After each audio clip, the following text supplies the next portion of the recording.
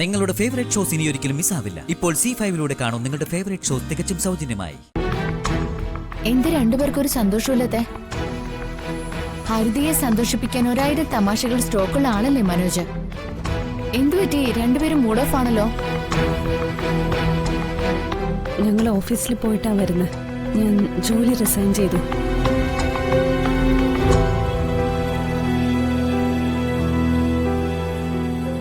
ജോലി റിസൈൻ ചെയ്യാൻ എനിക്ക് തീരെ ഇഷ്ടമല്ലായിരുന്നു. പക്ഷേ എന്തോ ഒരു പക്ഷേ മോളെ, ജോലി അവസാനിപ്പിച്ചത് നന്നായി. പ്രഗ്നന്റ് ആയിരിക്കുമ്പോ ഇത്രയും ദൂരത്തുള്ള ബൈക്ക് യാത്ര അത് ഒഴിവാക്കേണ്ടത് തന്നെ. മറ്റുള്ള ടെൻഷനും ഒഴിവാക്കണം. സർക്കാർ ജോലിയാണെങ്കിൽ ലീവ് എടുത്തിരിക്കായിരുന്നു. ഇപ്പൊ അതിന് പറ്റില്ലല്ലോ. അമ്മ പറഞ്ഞതാ ശരി. നിനക്ക് അത്യാവശ്യം വേണ്ട കാര്യങ്ങളൊക്കെ ഞങ്ങൾ നോക്കിക്കോളാം.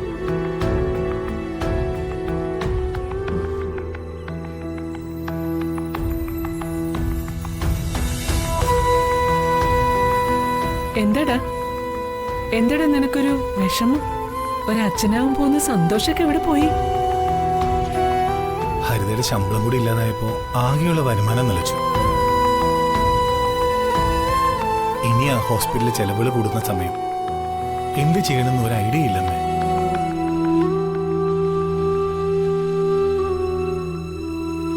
നിനക്ക് അത്യാവശ്യം നല്ല വിദ്യാഭ്യാസമൊക്കെ ഉള്ളതല്ലേ? ഒരു പാരലൽ കോളേജിൽ ക്ലാസ് എടുക്കാൻ പോയാലും അത്യാവശ്യ കാര്യങ്ങളൊക്കെ നടക്കില്ലേ? ഈ അഭിപ്രായം ഞങ്ങൾ എത്രയോ തവണ മനോജിനോട് പറഞ്ഞിട്ടുള്ളതാ.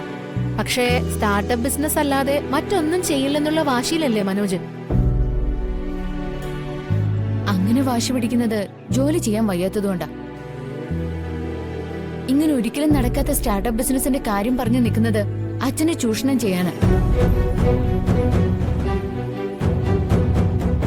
ബാധ്യതകൾ ഒഴിയാതെ നിൽക്കുന്ന ആ മനുഷ്യന്റെ ചുമലില് ഇനിയും ബാധ്യതകൾ കെട്ടിവെക്കരുത്.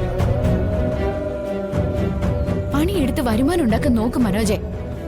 അല്ലെങ്കിൽ അച്ഛന്റെ ശാപം കിട്ടും നിനക്ക്.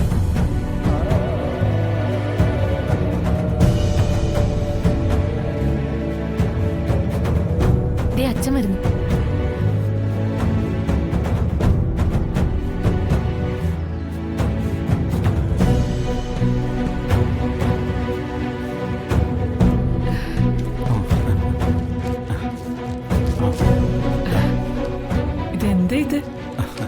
കുറച്ച് മാത്രമാ. കമ്പനി എന്നെ ഔദ്യോഗികമായി പിരിച്ചുവിട്ട ദിവസമായിരുന്നു എന്റെ റിട്ടയർമെന്റ് ദിനം.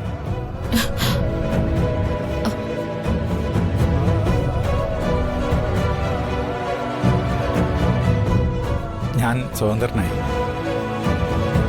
ഇനി ഹാമറും ജാക്കിയും കരിയോയിലും ഒന്നും ഇല്ലാത്ത ലോകത്തിലേക്കാ തിരിച്ചു വന്നിരിക്കുന്നത്.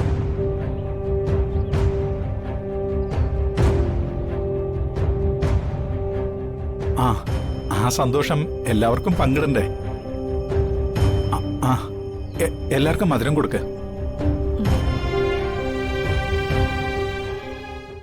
ഡൗൺലോഡ് ചെയ്യൂ C5 ആപ്പ്. കാണൂ എല്ലാ എപ്പിസോഡുകളും സൗജന്യമായി.